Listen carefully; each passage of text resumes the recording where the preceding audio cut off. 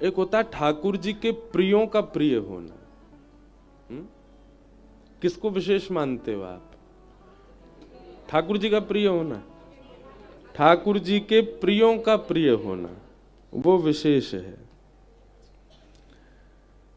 और यह भी एक बात है कि ठाकुर जी को भी वही प्रिय होता है जो ठाकुर जी के प्रियों को प्रिय हो। हम संत जनों को, रसिक जनों को, वैष्णव जनों को प्रणाम वंदन नमन इसलिए करते हैं कि उनसे हमें आशीर्वाद मिल जाए, हमारे जीवन के जितने भी कष्ट हैं, दारिद्र दुख हैं, वो दूर हो जाएं। पर नहीं, वृंदावन रीति कुछ और है। वृंदावन रीति के अनुसार तो रसिक जन, वैष्णव जन, संत जनों को हम इसलिए प्रणाम करते हैं कि हम उनके प्रिय हो जाएं। रसिकों को कौन प्रिय? जिनका स्वभाव, जिनका गुण, जिनका कर्तव्य भगवत संबंधी, वो रसिकों को प्रिय है। जिनको मालदार दक्षिणा वाले प्रिय हैं, स्वरूप वाले लोग प्रिय हैं, अच्छे घर संपत्ति वाले लोग प्रिय हैं, वो रसिक भी फिर नहीं है। अगर किसी संत को, किसी रसिक को अगर वो प्रिय लग रहे हैं जो ज्यादा दक्षिणा देते हैं, ज्यादा अच्छे संपन्न घर से, बड़ी गाड़ियों में चलते हैं, तो वो भी रसिक किस काम का? रसिक तो उससे प्रेम करते हैं, वैष्णव तो उससे प्रेम करते हैं जापे श्री ठाकुर जी की सेवा को, जो ठाकुर जी की सेवा से संपन्न हो। तो अगर वृंदावन भजवे और वृंदावन कृपा की अनुभूति करनी है तो ठाकुर जी के प्रिय नहीं, ठाकुर जी के जनन के प्रिय बनो। ठाकुर जी के जनन के प्रिय बन गए तो ठाकुर जी के अपने आप प्रिय है जाओगे।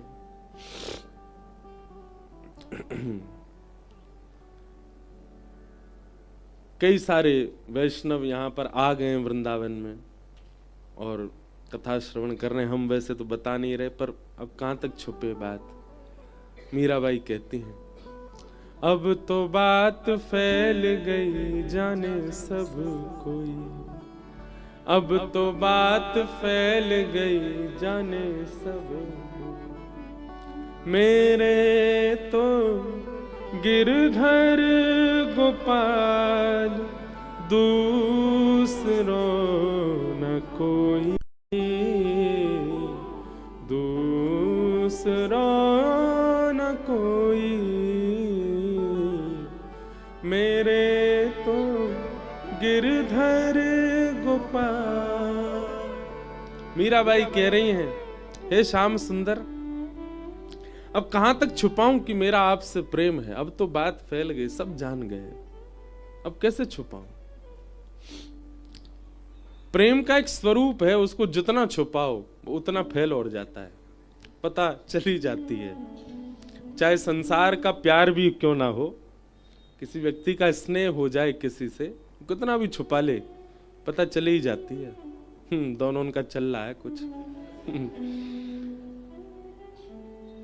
बंधुओं, इस बात में सार्थकता नहीं कि हमको किसी और से जोड़ करके कह दिया जाए कि इन दोनों का चल रहा है कुछ। हमको बिहारी जी, राधा वल्लभ जी, राधा रमन जी के मंदिर में देख करके कोई कह दे इनको और वाको चल लो है कछु, तब समझो कि सार्थकता। श्री राधा रमन जी के सामने खड़े हों, कोई रसिक कह जाए कछु तो चल लो है इन दोनों के बीच में।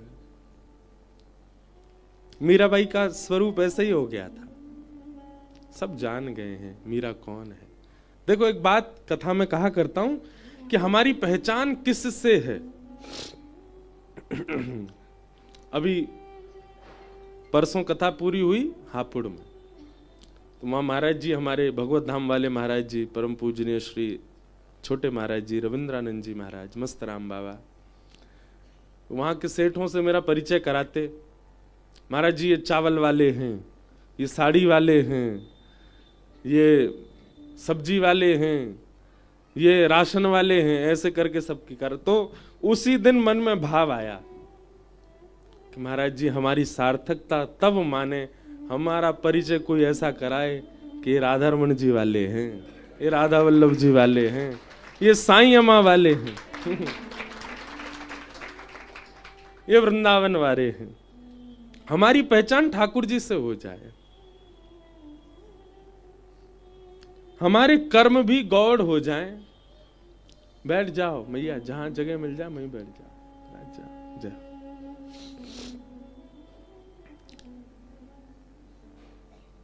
हमारी पहचान ठाकुर जी से हो। हमको देख करके सामने वाले के चित्त में क्या उत्पन्न होता है, ये हमारी भावना दर्शाता है। सामने वाले के चित्त में हमको देख करके क्रोध उत्पन्न हो रहा है, काम उत्पन्न हो रहा है, लोभ उत्पन्न हो रहा है, ईर्ष्या उत्पन्न हो रही है, क्या उत्पन्न होता है? प्रेम उत्पन्न हो रहा है, मोह उत्पन्न हो रहा है, आदि आदि भाव उत्पन्न हो रहे हैं। तो उसमें हमारी स्थिति पता चलती है। हमको देखने से सामने वाले के चित्त में क्या प्रकट हुआ। लेकिन मीराबाई ऐसी हैं कि उनको देख करके सामने वाले के चित्त में कृष्ण प्रकट होते हैं।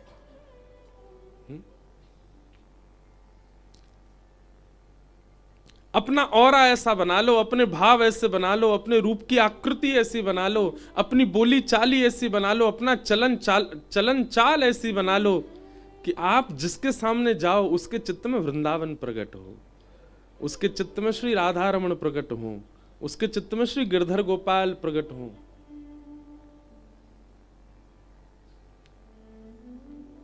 मीराबाई बहुत सुंदर हैं, पता नहीं क्यों 2 दिन से, अब तो हर कथा में ही आती मीराबाई।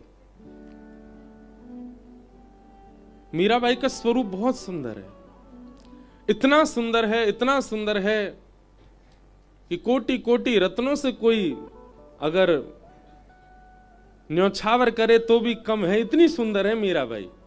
पर मीराबाई का रूप काम प्रकट नहीं करता किसी के भी चित्त में। मीराबाई को जो देख ले उसका काम नष्ट और हो जाता है, ऐसा स्वरूप। तो हमारा भजन, हमारी भक्ति, हमारी भावना हमारे मुख से छलकती है, दिखती है, प्रतिबिंबित होती है। हम किसको प्रकट कर रहे हैं सामने। अच्छा, एक और बात, आपके रूप को देख करके आप ही उसके चित्त में बस रहे हो, यह भी एक दोष है, यह भी एक अपराध है। आपको देख के श्याम सुंदर प्रकट हो, आपके भाव से श्री ठाकुर जी प्रकट हो, ये हमारी भक्ति का रूप होना चाहिए। तो वृंदावन में श्री कोकिल साईं,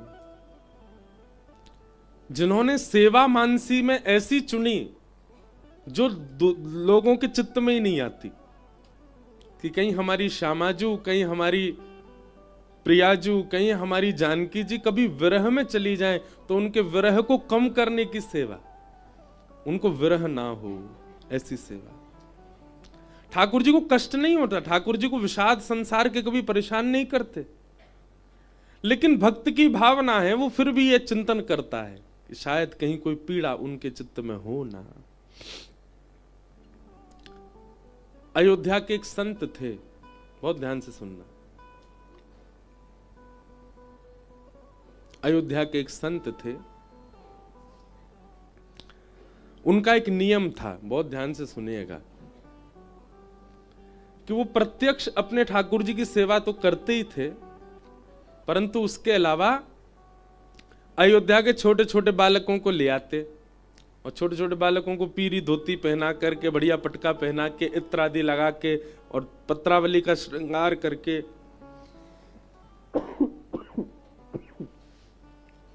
इसके लिए क्षमा करना। कभी कभी ना कोई बहुत ज्यादा सुंदर होता है ना, तो उसको ढिटोना रख दिया जाता है। ऐसे ही जब ठाकुर जी को लगा, साईं को लगी आंगन में कथा होगी, बहुत जोर की होएगी, इतना सुंदर मंच बनोए, ऐसे सुंदर सब संगीतकार बैठे हैं, वृंदावन के सर्वश्रेष्ठ आचार्य ब्राह्मणों के साथ बैठ करके भागवत जी का पाठ कर रहे हैं, और जे लाला कथा सुना रहा है, तूने एक ढिटोना तो लगाओ, उसको गले में लगाए दियो है नजर नहीं लगे पूरे उत्सव। तो मैं क्या बता रहा था, एक संत थे अयोध्या में, वो अपने ठाकुर जी की सेवा करते थे, लेकिन उनका नियम था कि छोटे छोटे बालकों को ले आते और एक बालक को राम जी का रूप बना देते, सुंदर पत्रावली, खूब सुंदर पोशाक पहना देते, पटका उड़ा देते, गले में माला पहना देते और मुकुट पहना के धनुष बाण दे करके, भावना रखते ही नहीं थे कि ये कोई बालक है, प्रत्यक्ष धनुष बाण धारण करते ही इसी भावना से प्रणाम करते, मेरे राघव जी, मेरे राम जी। और फिर नन्ही सी एक बालिका को चुनरी उड़ाते, उसको बढ़िया सुंदर श्रृंगार करके और तैयार करके और नथनी नथ बेसर आदि पहना करके तुरंत यही भावना रखते कि ये श्री जी हैं, हमारी जानकी जी हैं, किशोरी जी। स्वरूप सरकार प्रत्यक्ष उनके प्रति वही भाव रखते थे कि ये साक्षात ठाकुर जी। एक दिन बाबा ने बहुत सुंदर झूलो तैयार कियो, झूलो सजायो, झूला, और झूला पे दोनों स्वरूप सरकार बैठाए दिए और बैठाए करके उन्हें झुलाने लगे। अच्छा, एक हाथ से झुलाते जाएं, पद गाते जाएं, और कछु रसिक जन और उनको बैठा देते कि इनको देखते रहो, निहारते रहो, साक्षात सिया राम जी हैं, यही भावना रखी हो। और बीच बीच में दौड़ के जाते, रसोई में कुछ सामग्री बनाने लग जाते। अब स्वरूप सरकार थक जाएंगे तो कुछ पवाऊंगा उन्हें। लेकिन आज झूला झुलावे में उनको इतना सुख मिलो, इतना सुख मिलो, इतना सुख मिलो कि समय से अधिक समय है गयो। आधा घंटा 1 घंटा झूला झुलाना, आज झुलाते ही जा रहे हैं। इतना आनंद आ रहा हो कि झूलते रहो ठाकुर जी। झूलते झूलते जो बेचारे स्वरूप सरकार है वो थक गए। अब जानकी जी जो ही का ही किशोरी जी, वे तो बड़ी भोरी भारी बेचारी थक गई, फिर भी बैठी। लेकिन राम जी जो बने थे लाला, वो बड़े चंचल। उन्होंने कि बाबा रोक दो, अब थक गए हम। वो नहीं नहीं बैठे रहो, बढ़िया लग रहे हो दोनों, और मुंह को देखने में बहुत सुख मिल रहा, झूलते रहो। झुलाते गए। थोड़ी देर में वो राम जी जो थे बेचारे खींच गए। तुम रोक रहे हो कि नहीं रोक रहे? बोले मैं ना रोक रहा हूं, हम तो झुलाएंगे। और झुलाते झुलाते झुलाते सोई राम जी जो थे वो झूला पे से कूद गए चलते हुए में से। बेचारे ने गिर गिर गए तो फिर उनके नेत्र सजल है गए। राम जी को गोद में पकड़ लो, लेकिन वो बालक इतना खींच गयो, निकर के गोद में तो भागो, बोले दूर हटो मोते, और जे पकड़ो अपनो मुकुट, ये लो अपने धनुष बाण, सबरी सामग्री उतार उतार के फेंक लो, मोह ना बननो।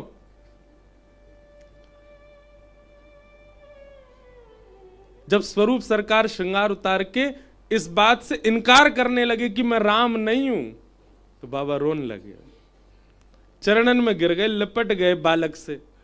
ऐसा मत कहो, ऐसा मत कहो, आपको मेरी सौगंध है, ये बात दोबारा, मेरे मन में भावना आती नहीं है कि आप बालक हो, आप क्यों कह रहे हो? बोले ना मैं राम ना हूं, कल ते मैं नहीं आऊंगा, कोई और बालक ढूंढ लो।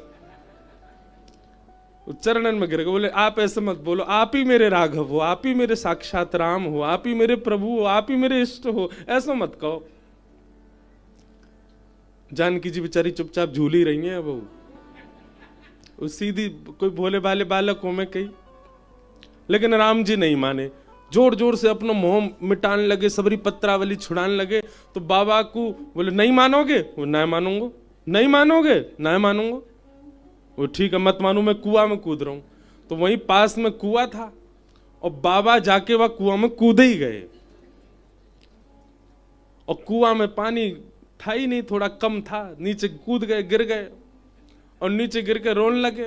बोले तुम मत मानो मेरी बात। ऊपर से वो बालक बेचारे घबरा गए। तो राम जी ऊपर से देखने लगे, अरे बाबा तू कूद काहे गयो, तू ऊपर आ जा, अरे बाबा तेने ये काहे कियो।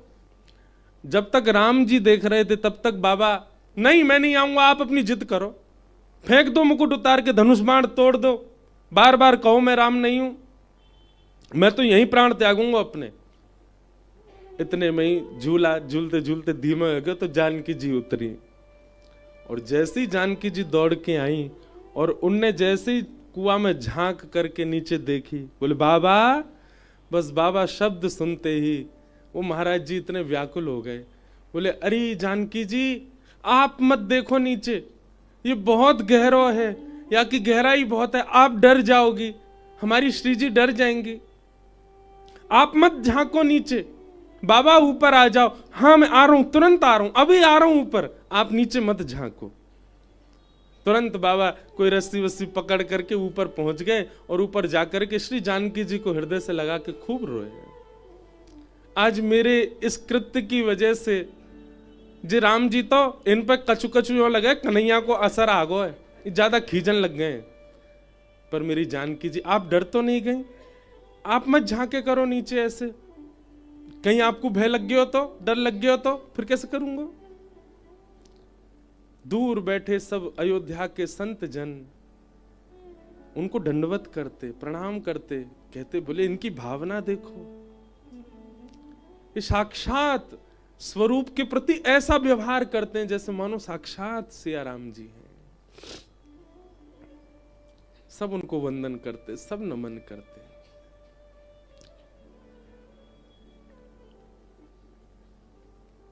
और एक दिन ऐसे ही स्वरूप सरकार बनते बनते कोई अयोध्या के बालक को ले आते, स्वरूप बनाते।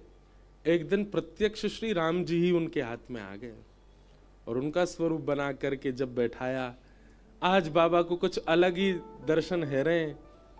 दर्शन कराते कराते जैसे भोग पधरायो, श्री ठाकुर जी ने स्वयं पाके अपनो झूठो पवायो और श्री जी और जानकी ने लीला ऐसी करी, वही रूप को दर्शन करते करते वे महाराज जी वहीं भगवत धाम गमन हो गए और श्री राघव जी उनको अपने संग ले गए, अपनी लीला में प्रवेश कराया।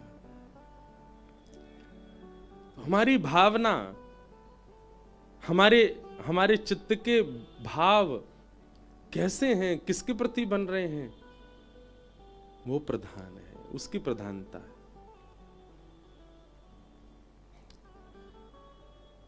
तो साईं के आंगन की ये कथा अद्भुत है। हमारे कोकिल साईं अपने मनस्थ भाव में, मानसी भाव में श्री जानकी जी को विरह ना हो, इस भावना से कोकिल बन के जाते थे। ऐसे पूज्य श्री साईं को हम बारंबार, हमारे सिंधी समाज में संतों को साईं कहते हैं, इसलिए बार बार साईं शब्द का प्रयोग होता है। ऐसे पूज्य साईं को हम प्रणाम करते हैं। उनके आंगन में अपनी वाणी पवित्र करने का यह अवसर मिल रहा है। प्रथम दिवस की कथा कल महात्म्य से प्रारंभ हुई, अब प्रथम स्कंद से हम लोग कथा क्रम में प्रवेश करें। बोलो वृंदावन बिहारी लाल।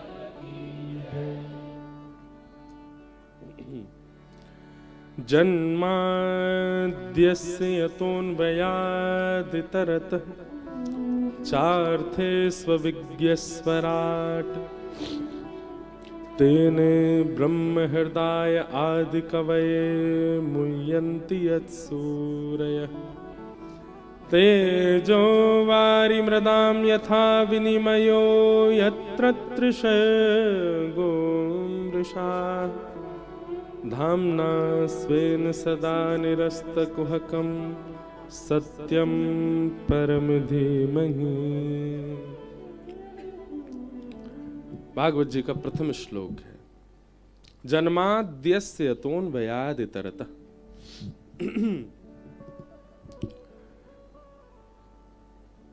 अनेक अर्थ हैं इस श्लोक के, पर जन्म लेते ही जो परमात्मा, एक कृष्ण परख अर्थ है। जन्म लेते ही जो परमात्मा जिन माँ के यहाँ जन्म लिया, पिता के यहाँ जन्म लिया, उन्हें छोड़ अन्वयाद इतरतः दूसरी मैया के पास चले गए। दूसरी मैया कौन? यशोदा मैया। और वहां जाके क्या किया? बोले चार्थे स्वविज्ञ स्वराट। अविज्ञ हैं, अनविज्ञ नहीं है, सब जानते हैं। कितने रूप बदल करके राक्षस आए पर सबको पहचान गए श्री ठाकुर जी। तेने ब्रह्म हृदय आदि कवये, आदि कवि ब्रह्मा को भी जिन्होंने अपनी लीला के द्वारा ग्वाल बालों का हरण किया था ना ब्रह्मा ने, उनको ठाकुर जी ने अपनी लीला के द्वारा अपने रूप और अपने ऐश्वर्य का भाव समझाया। मुह्यन्ति यत् सूरयः, इंद्र आदि देवताओं को भी गिरिराज आदि धारण करके अपनी लीला पर मोहित किया।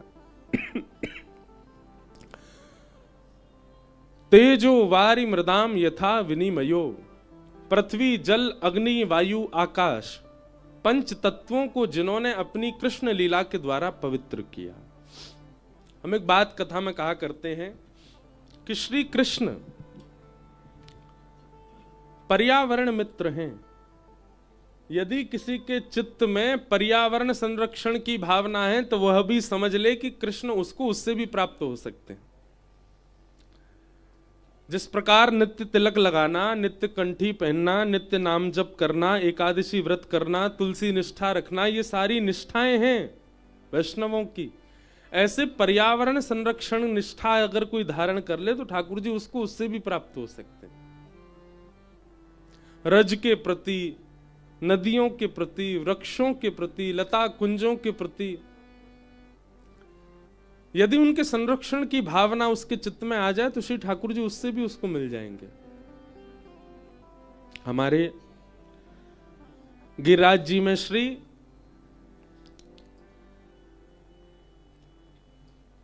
गया प्रसाद महाराज जी, पंडित जी महाराज, रज की सेवा में पूरा जीवन व्यतीत किया उन्होंने।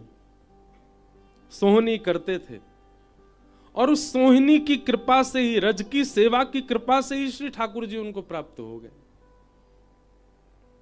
स्वामी श्री हरदास जी महाराज सब प्रधान है पर उन सबसे भी ज्यादा कुंज, इसलिए अपने ठाकुर जी को नाम ही धर दियो कुंज बिहारी। कौन? कुंज बिहारी। लता कुंज द्रुम विल्व आदि इन सब के प्रति बड़ी भावना थी उनकी। हमारे श्री, मैं तो कहूं कथान में कि श्री ठाकुर जी को नाम बांके बिहारी तो बाद में हम लोगों ने धर दियो, मूल नाम तो श्री ठाकुर जी को कुंज बिहारी है, जो कुंज में निवास करें, सदा कुंजों में बैठे रहें, ऐसे श्री कुंज बिहारी लाल। तो कुंजों की सेवा से स्वामी श्री हरदास जी को ठाकुर जी प्राप्त हो गए। रज की सेवा से पंडित श्री गया प्रसाद जी महाराज को ठाकुर जी प्राप्त हो गए। यमुना जी की सेवा से रसखान को ठाकुर जी प्राप्त हुए। यमुना जी की खूब सेवा करते, यमुना जी में बैठे रहते। गिरिराज जी की सेवा से, पर्वत की सेवा से अष्ट सखाओं को श्रीनाथ जी प्राप्त हो गए।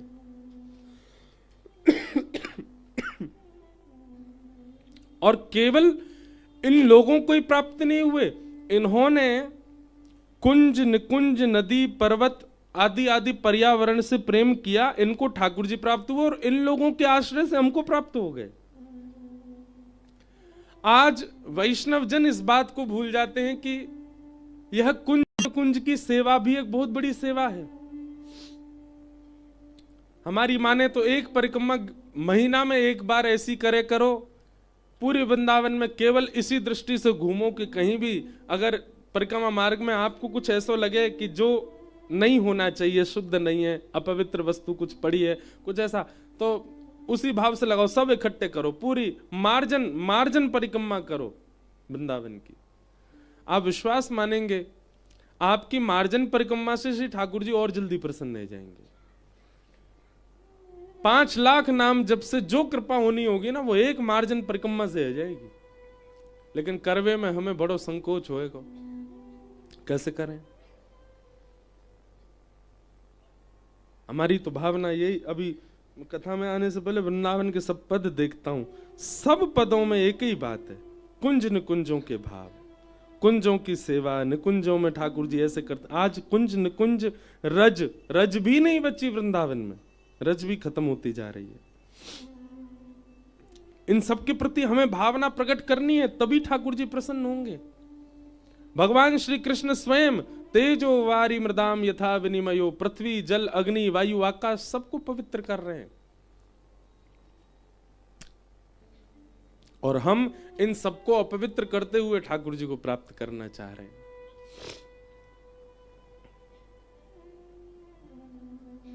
वृंदावन, जिस भूमि में आप इतना आना चाहते हैं, उसका नाम ही वन है, पर वह भी वन नहीं बचा। अब हमें चिंता करनी चाहिए इस बात की।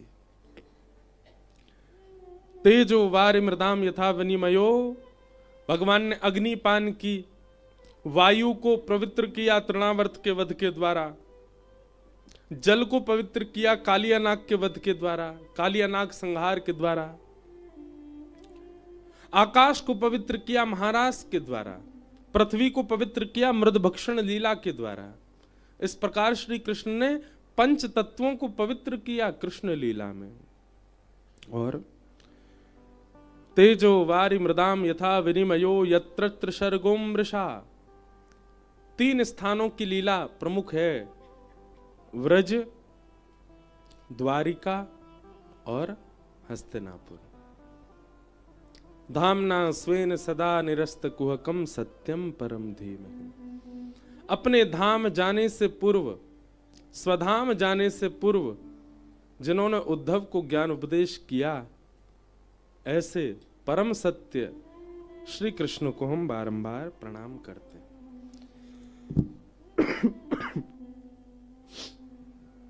सत्यम परम धीमहि। भागवत जी के पहले श्लोक में ठाकुर जी का नाम नहीं है, केवल इतना कहा सत्यम परम धीमहि। जो परम सत्य है मैं उनका ध्यान करता हूं। इसके पीछे कारण क्या है? वेद व्यास जी महाराज अत्यंत विशाल बुद्धि वाले हैं। उन्होंने विचार किया कि अगर मैं किसी एक देव का पक्ष लेकर के कुछ लिखूंगा तो कहीं अन्य देवों के मन में प्रतिस्पर्धा ना आ जाए। वेद व्यास जी लिखने बैठे हैं भागवत, तो सब देवताओं के मन में आ रहा है हमारा नाम आवे, हमारा नाम आवे, प्रथम अक्षर में हमारा नाम आवे, प्रथम श्लोक में हमारा नाम आवे।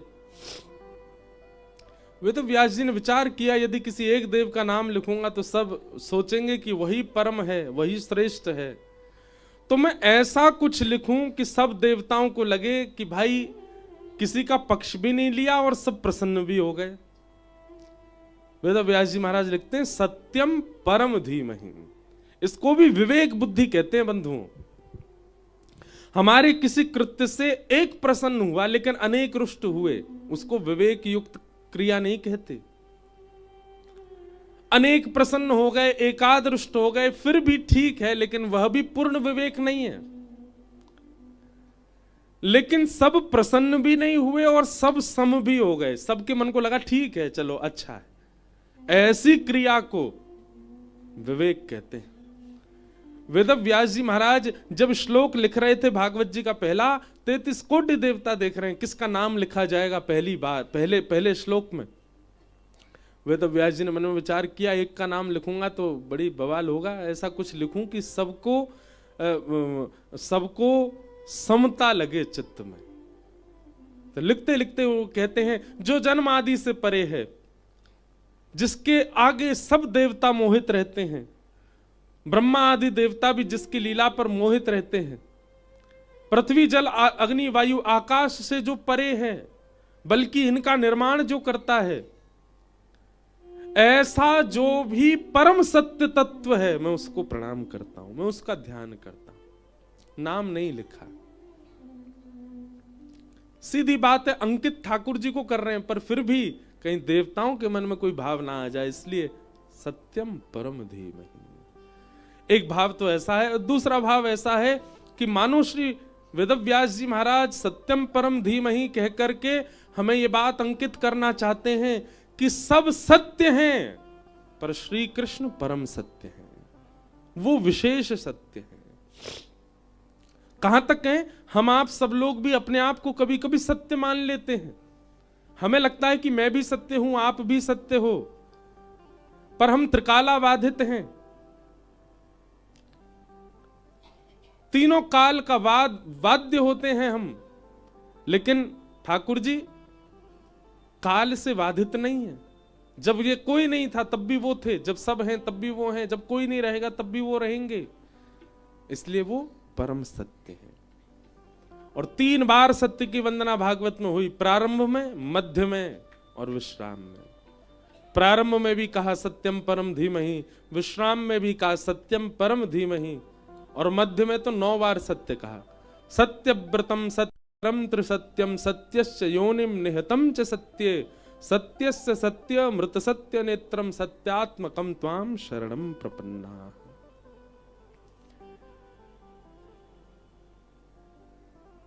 ऐसे परम सत्य श्री कृष्ण को हम प्रणाम करते हैं, वंदन करते हैं। बंधुओं, भागवत जी का एक स्वरूप सुनेंगे आप। ये पहले आपको परब्रह्म से परिचय करवाएंगी।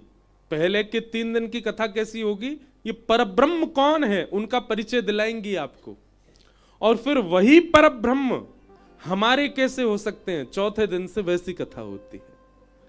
वही परब्रह्म हमारे लाला कैसे बनेंगे, हमारे मित्र कैसे बनेंगे, हमारे सखा कैसे बनेंगे, हमारे प्रियतम कैसे बनेंगे, वो चौथे दिन से प्रारंभ हो जाता है। ऐसी भागवत की लीला। अगर हम परब्रह्म उनको नहीं मानेंगे तो कहीं ना कहीं हमसे अपराध बनेगा। इसलिए पहले परब्रह्म जानो और फिर वही परब्रह्म छछिया भरी छाछ पे नाच नचायो कैसे बन जाते हैं, उसके प्रति आगे बढ़ाती है।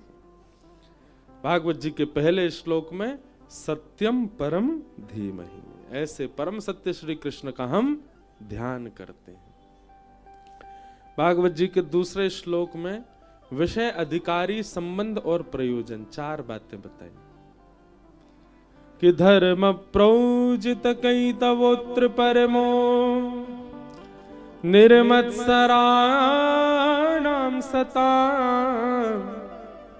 वैद्यं वास्तवमत्र वस्तु शिवदं तापत्रयोन्मूलनम्। श्रीमद्भागवते महामुनिकृते किं वा परैरीश्वर सद्यो हृद्यवरुध्यते त्रिकृतभिः शुश्रूषुभिस्तच्छणा।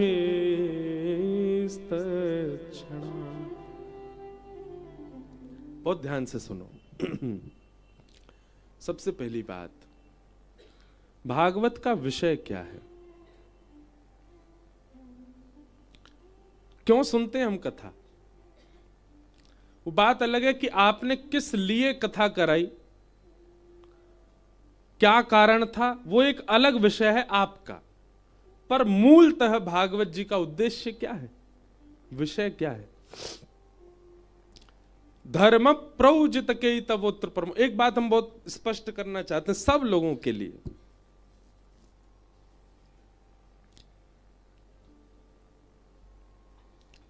हमारी साईं के सेवा में जो दादी विराजती थी, गत वर्ष उनकी ऐसी इच्छा थी, भावना थी कि जब कभी भी वे भगवत धाम विराजें तो उनके निमित्त कथा हो।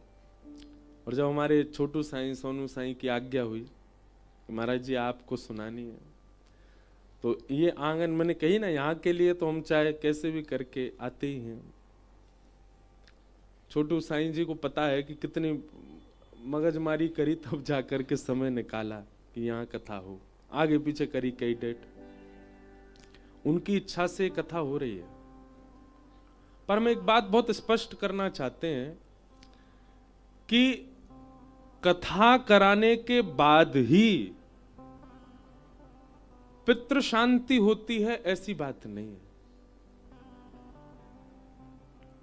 कथा कराने की इच्छा जब प्रारंभ हो जाए चित्त में, एक परिवार सोच करके मन में ये भावना रखने लगे कि अब हमें कथा करानी है।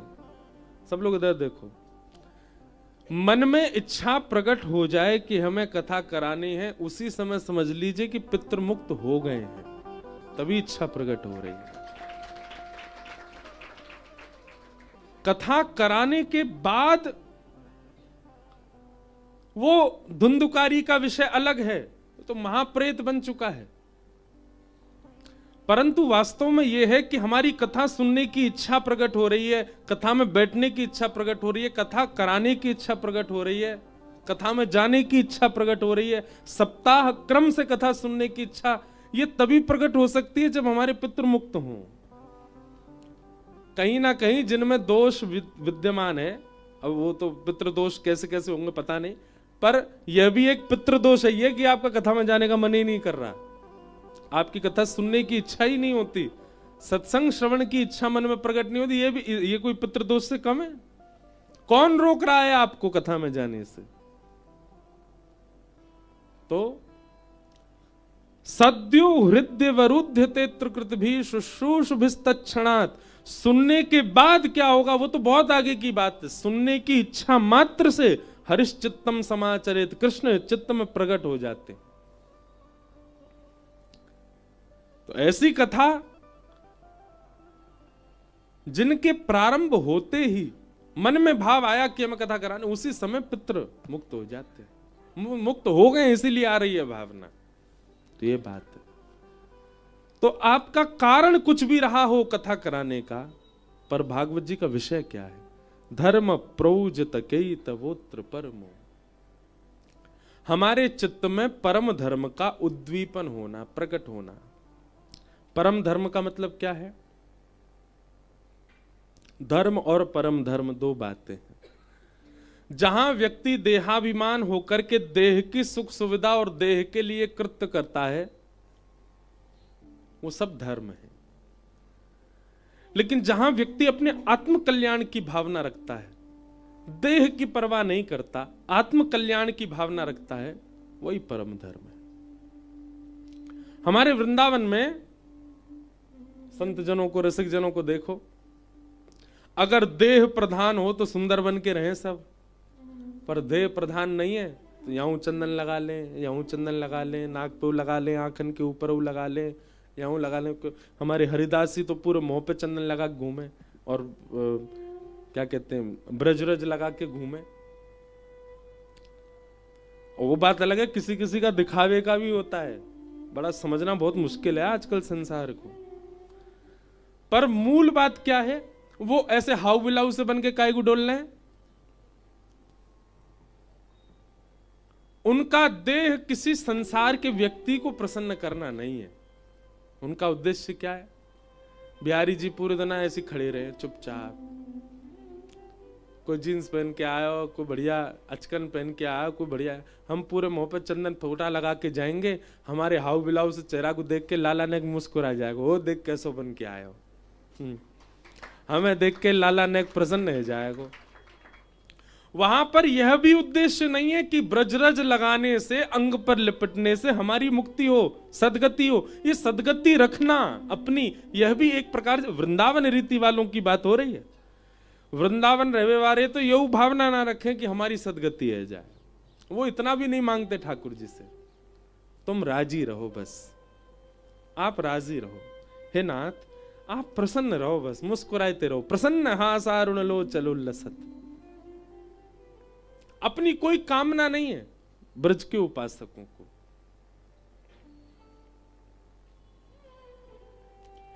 दूसरी बात मैं कभी कभी कथा में कहता हूं, वे इसलिए ऐसे बन के रहते हैं मानो ठाकुर जी के आगे जाके यूं दिखा रहे हो, देखो हमने गुदरी पहन रखी है, देखो लाला हमने एक ही सॉल लपेट रखी है, अभी सर्दी भयंकर आ जाएगी फिर भी नंगे पांव डोलेंगे।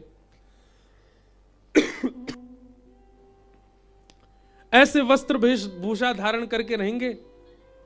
लाला हम तब तक ना पहनेंगे ज्यादा जब तक तू आके ना पहनावे को, जब तक तू कृपा ना करेगो, ज्यादा ना तू रीझ जाएगो, तेरे मन में आ जावेगी, तू आए के पहना देगो, बाद ना धारण कर लेंगे, स्वीकार कर लेंगे।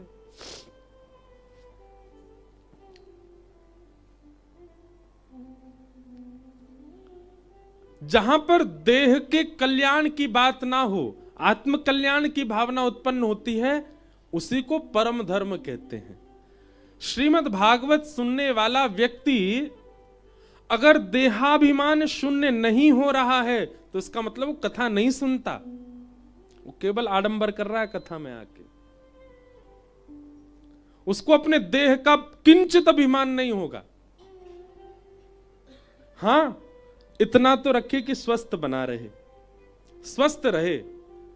कई लोग इस बात को इस रूप में भी ले जा सकते हैं ना, महाराज जी खूब खाओ फिर तो धुआंधार, बढ़ रहा पेट तो बढ़न दो, बढ़ रहा शरीर तो बढ़न दो। आपने कहा देहाभिमान शून्य मत बनो, देह का अभिमान मत करो कि ये पतला हो दुबरा हो, ये भी तो एक अभिमान है। नहीं, देह अगर बढ़ रहा है खा खा करके तो यह भी तो देह अभिमान है, आपने जीव का अभिमान कर रखा है।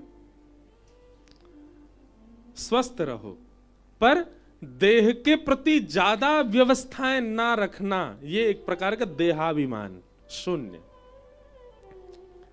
मैंने कैसा पहना है, मैं कैसा दिख रहा हूं, मैं कैसे चल रहा हूं, कैसे बोल रहा हूं, मेरा रूप कैसा, मेरा स्वरूप सौंदर्य कैसा, इसके प्रति जो बहुत चिंतित रहता है, ऐसा व्यक्ति भगवत प्राप्ति नहीं कर सकता। भगवत प्राप्त व्यक्ति तो सामान्य रहेगा। और एक बात और बताऊं आपको, जैसे ही व्यक्ति देहाभिमान शून्य होता है ना, अपने आप सुंदर होता चला जाता है। उसके रूप की कांति, उन्होंने कोई फेयर एंड लवली नहीं लगाया होता। हमारे ब्रज के संतों को देखो आप, गोरीलाल कुंज वाले पूज्य महाराज जी, कभी जाके उनका दर्शन करो।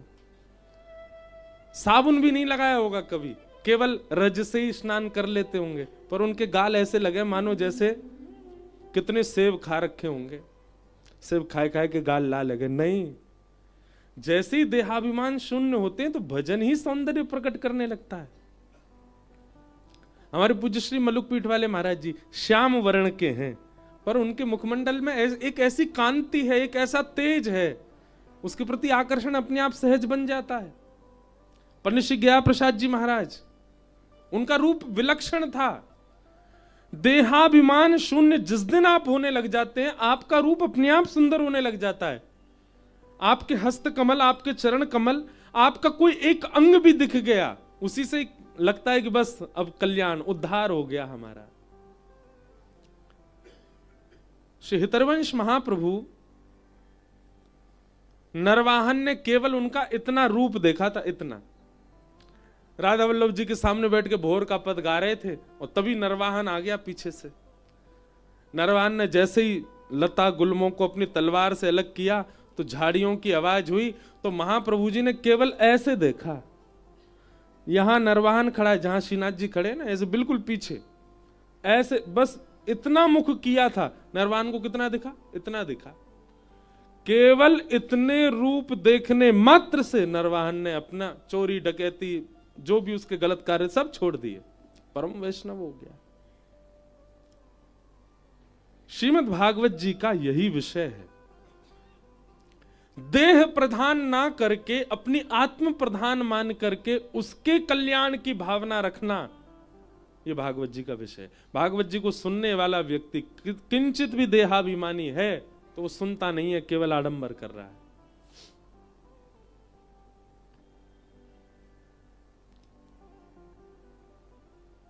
तो भागवत जी का विषय क्या है? निर्मत्सराणाम धर्म प्रोजित कई तवोत्र परमो, हमारे चित्त में परम धर्म का उद्दीपन होना, आत्म कल्याण।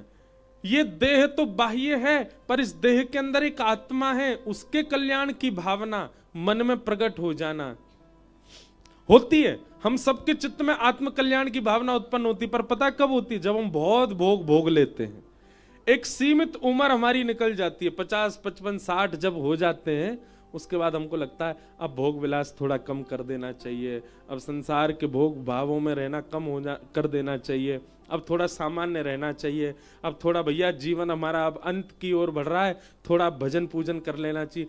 तब जाकर के हमारे मन में आत्म कल्याण की भावना आती है, जब जर्जर हो गए। मतलब घर में आग लग गई, अब कुआं खोद रहे हैं कि अब पानी डाल करके इसको बुझा दें। घर में आग लगने के बाद कुआं खोदोगे तो क्या होगा? जल जाएगा घर। श्रीमद् भागवत जी जिस समय आप सुनने प्रारंभ करें, उसी समय से देहाभिमान शून्य हो जाए और मन में यह भावना उत्पन्न हो जाए, अब अपना कल्याण करना है, अब भगवत प्राप्ति करनी है, अब श्याम सुंदर से मिलन होना चाहिए, और उसी मार्ग पर चलने लग जाएं।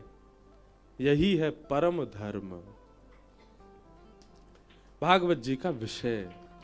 इसी उद्देश्य से भागवत की कथा सुनी जाती है कि हमारे अंदर आत्म कल्याण की भावना उत्पन्न हो।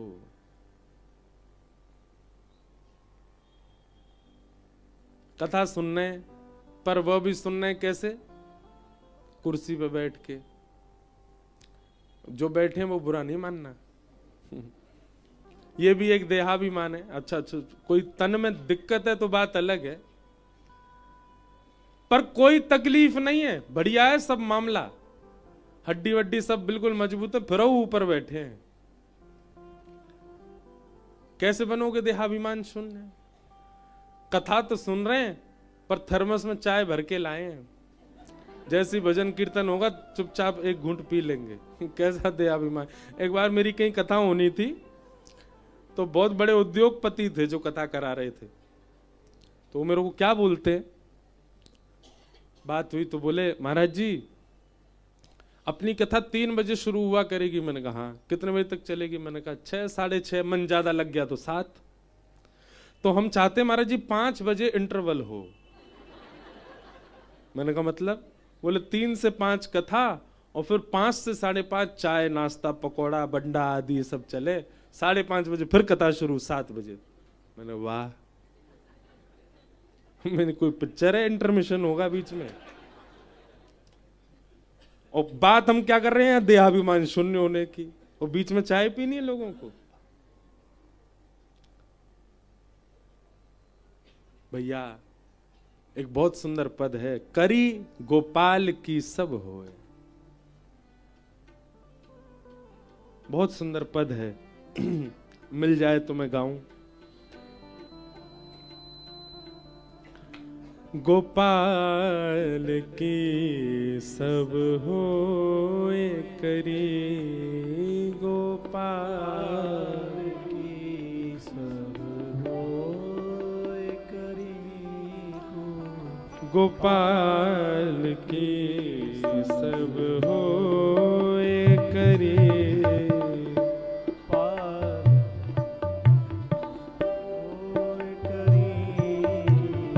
गोपाल की सब होए करी, गोपाल की सब होए करी, गोपाल की सब होए करी, गोपाल की सब होए करी। जो अपनों पुरुषार्थ माने, जो अपनों पुरुषार्थ माने, जो अपनों पुरुषार्थ माने, जो अपनों पुरुषार्थ माने, अति झूठो है सोई,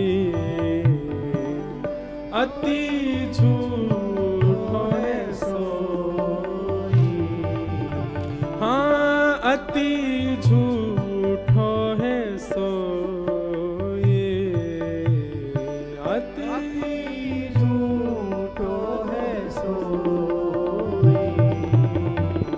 गोपाल के सब होए करी, गोपाल की सब होए करी, गोपाल के सब होए करी, गोपाल की सब। समझ रहे हैं?